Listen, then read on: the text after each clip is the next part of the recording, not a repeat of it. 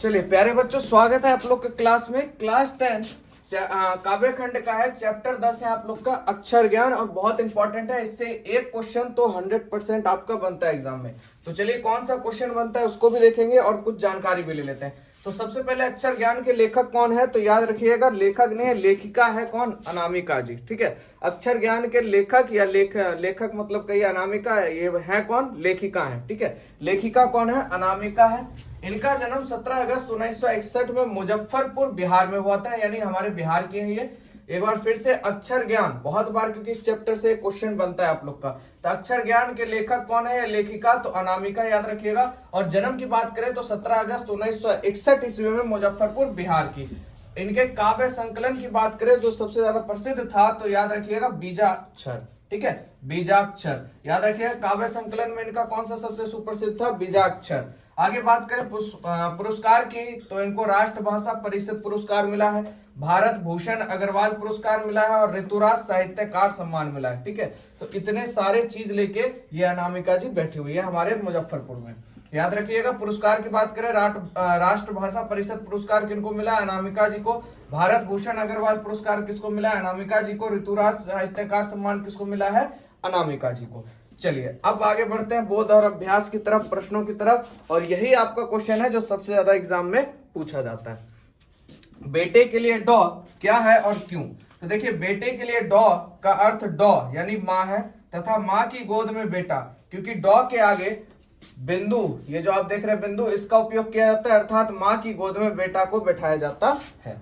ये हो गया। अगला प्रश्न है, बेटे के आंसू कब आते हैं और क्यों आते हैं? जब माँ बेटा दोनों को साधने यानी लिखने की बात हुई तो अनवरत कोशिश करता है, कोशिश के बावजूद विफलता आने पर आंसू छलक जाता है, क्योंकि एक बेटा को एक माँ के गोद में रखती है तो दूसरी उसे लिखने के लिए बाध्य किए हुई है। ठीक है, तो एक बार फिर से इसको देख लेते हैं। जब माँ बेटा दोनों को साधने यानी लिखने की बात हो रही है, कि बात हुई है, तो अनवरत कोशिश करता है, और कोशिश के बावजूद विफलता आने पर आंसू छलक जाते हैं, क्योंकि एक बेटा को एक माँ गोद में रखती है तो दूसरी माँ उसे लिखने के लिए बाध्य किए हुई है।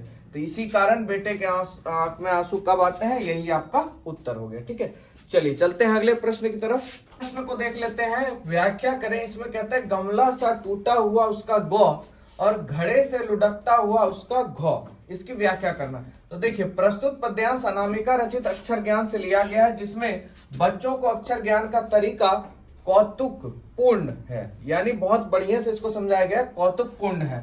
यथा गमला सा टूटा गौ और घड़े से डैश डैश घौ, यानी टूटे गमले का गौ और लुढ़कते घड़े का घौ का तात्पर्य है गौ से गमला और घौ से घड़ा।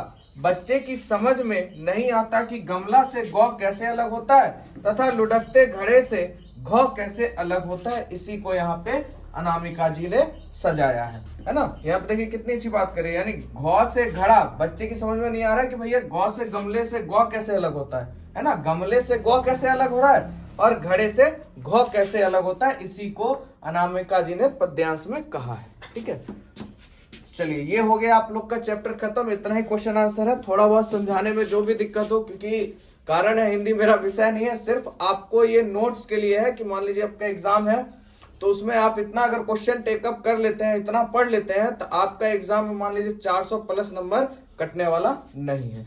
चलिए मिलते हैं नेक्स्ट वीडियो में। जय हिंद, जय भारत।